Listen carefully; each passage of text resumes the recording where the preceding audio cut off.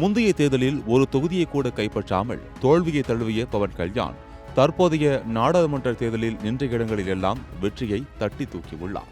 ஆந்திர அமைச்சரவையில் இடம், துணை முதலமைச்சர் என அரசியலில் புதிய அத்தியாயத்தை தொடங்கி அதகலப்படுத்தி இருக்கிறார் பவன் கல்யாண்.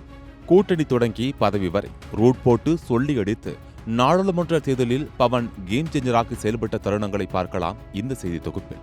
தெலுங்கு சினிமாவில் டாப் 10 நடிகர்களுக்குள் இடம் பிடிக்கும் பவனை பவர் ஸ்டார் என கொண்டாடி தீர்க்கும் ரசிகர்கள் இருந்தாலும் அவர் அரசியலில் அவ்வளவு சாதாரணமாக ஜெயித்துவிடவில்லை. 2008ஆம் ஆண்டு தனது அண்ணனும் நடிகருமான சிரஞ்சீவி தொடங்கிய பிரஜா ராஜ்யம் கட்சியில் தன்னை இணைத்துக் கொண்டார் பவன்.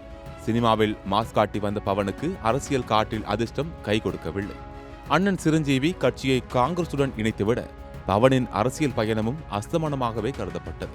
ஆனால் 2014ஆம் ஆண்டு ஜனசேனா என்ற கட்சியை நிறுவி அரசியலில் ரீஎன்ட்ரி கொடுத்தார் பவன் கல்யாண்.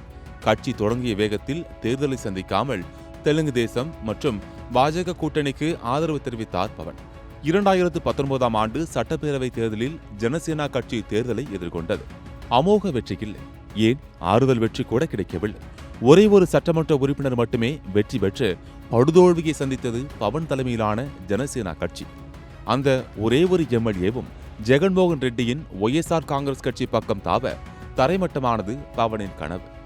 இந்த தோல்வியில் கற்றுக்கொண்ட அனுபவத்தையே தனது வெற்றிக்கு முதலீடாக மாற்றியுள்ளார் பவன். முன்னாள் முதலமைச்சர் சந்திரபாபு நாயுடு கைது செய்யப்பட்டிருந்த சமயத்தில் மத்திய சிறைக்கு சென்று பவன் அவரை சந்தித்தது ஆந்திர அரசியலை திருப்பி போட்ட நிகழ்வாக மாறியது. 2024ஆம் ஆண்டு நாடாளுமன்ற தேர்தலில் ஆளும் ஒய்எஸ்ஆர் காங்கிரஸ் கட்சிக்கு எதிரான ஓட்டுகளை பிரிக்க மாட்டேன் என கூறி பாஜக தெலுங்கு தேசம் கட்சியுடன் கூட்டணி அமைத்தார்.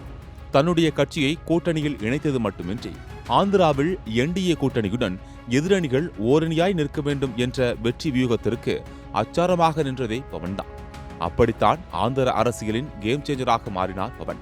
கூட்டணி முறிந்து பவன் மீதும் பல விமர்சனங்கள் இருந்தாலும் நடந்து முடிந்த நாடாளுமன்ற தேர்தலில் தன் ஆளுமையை நிரூபித்து காட்டி பவர்ஃபுல்லான கம்பேக்கை கொடுத்துள்ளார் பவன். 23 சட்டமன்ற தொகுதிகள், 2 மக்களவை தொகுதிகள் என போட்டியிட்ட அனைத்து இடங்களிலும் வெற்றி பெற்றுள்ளார். அரசியலில் அவமானம், தோல்வி, துரோகம் என பல்வேறு வழிகளை தாண்டி 10 வருட காலத்தில் தனக்கான வழியை தேடி பிடித்துள்ளார் பவன் கல்யாண். வெற்றிகரமான செகண்ட் இன்னிங்ஸில் அடியெடுத்து வைத்திருக்கும் பவனின் அசைவுகள் இனி இந்திய அரசியல் களத்தில் தவிர்க்க முடியாதவையாக மாறியுள்ளது என்பதில் மாற்று கருத்தில்லை.